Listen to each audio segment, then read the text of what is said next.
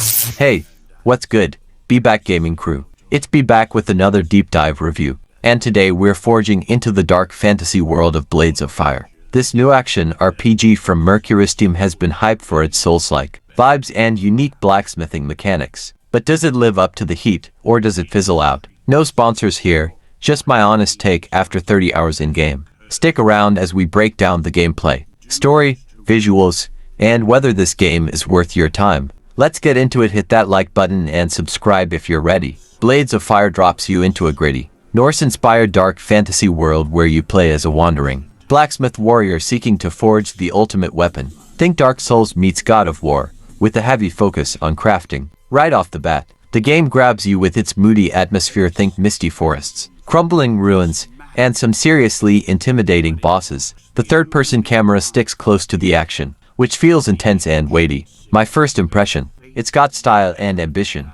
but it's not without some rough edges. Let's dig deeper. Blades of Fire, a Souls-like action RPG by Mercury's team. The core of Blades of Fire is its combat, and let me tell you, it's a mixed bag but mostly solid. The game leans hard into Souls-like mechanics, stamina-based combat, punishing enemies, and checkpoints that make you strategize. Attacks feel heavy, and landing a perfectly timed parry is super satisfying, but the hit detection can feel off sometimes, especially against faster enemies, which can be frustrating when you're deep in a boss fight. Now, the standout feature, weapon crafting.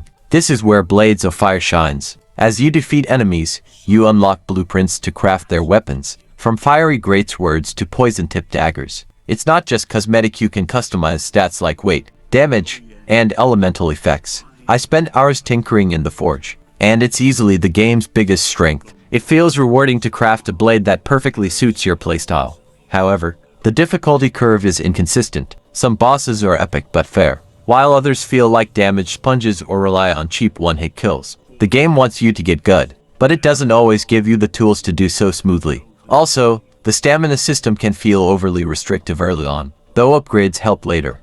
Pros: deep crafting, weighty combat. Cons: inconsistent difficulty, hit detection issues. Let's talk story. Blades of Fire has a lore-heavy world, and the environmental storytelling is top-notch. Think ancient carvings and hidden journals that piece together a tale of betrayal and forgotten gods. The world feels alive and worth exploring, with secrets tucked into every corner. But the main narrative, it's a bit underwhelming. The plot follows your character's quest to forge a legendary weapon, but the pacing drags, and the dialogue can feel generic. NPCs are memorable visually but don't have much depth. It's not bad, but it doesn't hit the emotional highs of, say, Elden Ring. That said, the world itself is a highlight. The level design encourages exploration, with shortcuts and hidden loot that reward curious players. It's not quite open world, but the interconnected zones feel cohesive and immersive. Visually, Blades of Fire is a stunner on high-end hardware. The dark fantasy aesthetic pops with detailed textures,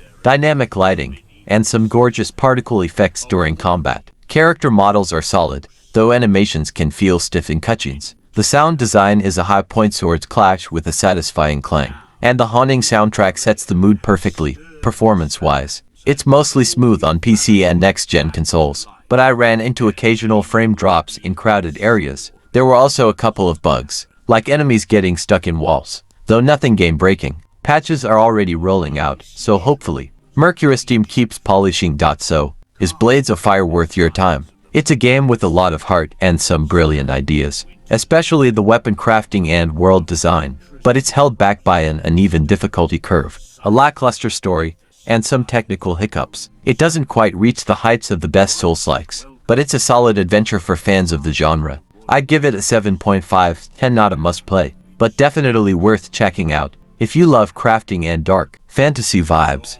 If you're on the fence, maybe wait for a sale or a few more patches. But if you're itching to forge some epic weapons and dive into a gritty world, Blades of Fire has enough spark to keep you entertained.